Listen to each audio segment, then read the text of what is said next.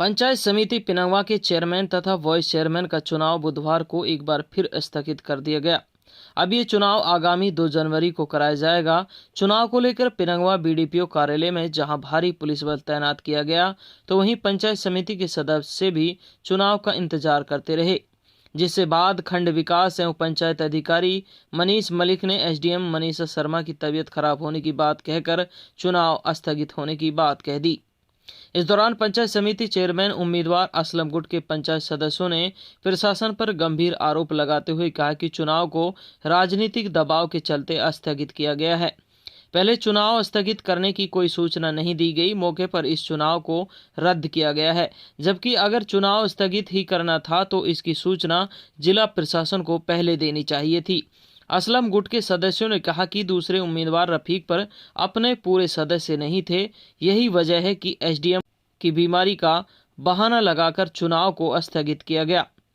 Chairman प्रत्याशी असलम ने कहा कि उनके पास 28 दिसंबर को चुनाव कराने की सूचना थी, जिसके बाद वे अपने 16 सदस्यों को लेकर अपने समय पर बीडीपीओ कार्यालय पहुंचे, लेकिन वहां पहुंचने पर खंड विकास एवं पंचायत अधिकारी द्वारा एसडीएम की तबीयत खराब होने की बात कही गई और चुनाव को स्थगित कर दिया गया।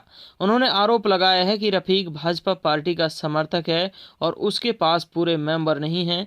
यही कारण है कि जिला प्रशासन की मिलीभगत से इस चुनाव को रद्द किया गया है, जिसको लेकर उनके समर्थकों में जिला प्रशासन के प्रति काफी रोष दिखाई दे रहा है। गौरतलब है कि पंचायत समिति पिनंगवा का चेयरमैन और वाइस चेयरमैन नियुक्त करने के लिए गत 24 दिसंबर की तिथि निर्धारित की गई थी, लेकिन पंचायत समिति चेयरमैन का चुनाव लड़ रहे दोनों ही उम्मीदवारों के पास तो 2/3 बहुमत नहीं हुआ। इसलिए जिला प्रशासन के अधिकारियों को चुनाव स्थगित करना पड़ा और 28 दिसंबर अगली तारीख दी गई। कुल मिलाकर अचानक चुनाव स्थगित होने से चर्चाओं का बाजार पूरी तरह से गर्म है। पिनंगवा से एमटीवी हरियाणा के लिए मोहम्मद असलम की रिपोर्ट।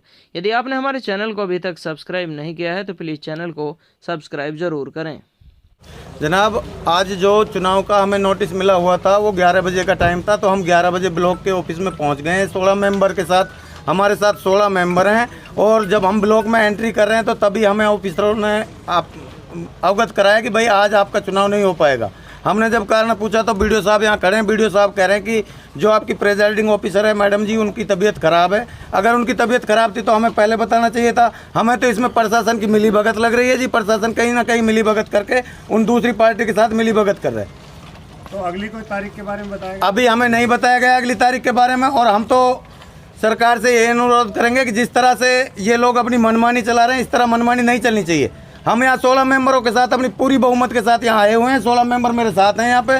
मैं यहाँ का कैंडिडेट था चेयरमैन का, ब्लॉक चेयरमैन का, और मेरी बहुमत पूरी है। अब तो ये मुझे लग रहा है कि 100% इन ऑफिसरों की मिलीभगत होकर दूसरी पक्ष से मिलीभगत करके इन्होंने ये टाइम डिस्पोज किया है। इलेक्शन कमीशन देखनी चाहिए और ये चीज़ इलेक्शन कमीशन को ध्यान में रखते हुए देखनी चाहिए। इस तरह से ये स्वतंत्रता कहाँ रह रही है? आप ये देखो कि स्वतंत्रता बच कहाँ रही है। अगर स्वतंत्रता है तो भाई हमारा चुनाव कराओ, हमारी वोटिंग कराओ।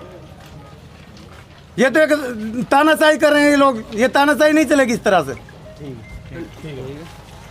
पुलिस लग चुकी थी, ईवीएम मशीनें आ चुकी थी, आप खुद भी मौके पर मौजूद थे।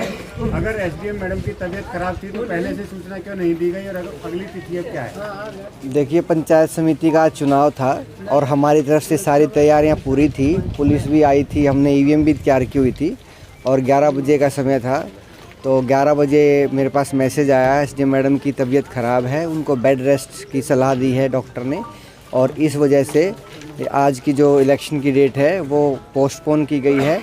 और जो नेक्स्ट डेट है वो प्रेजाइडिंग ऑफिसर हैं, वो जो भी डिसाइड करेंगे, हम सभी पंचायत समिति मेंबर को उसकी रिटर्न में भी और वर्बली भी और फ़ोन पे भी उसकी सूचना दे दी जाएगी। एक चेयरमैन प्रत्याशी ने आरोप लगाया है कि अधिकारी मिले हुए हैं, आप क्या कहेंगे? No comments.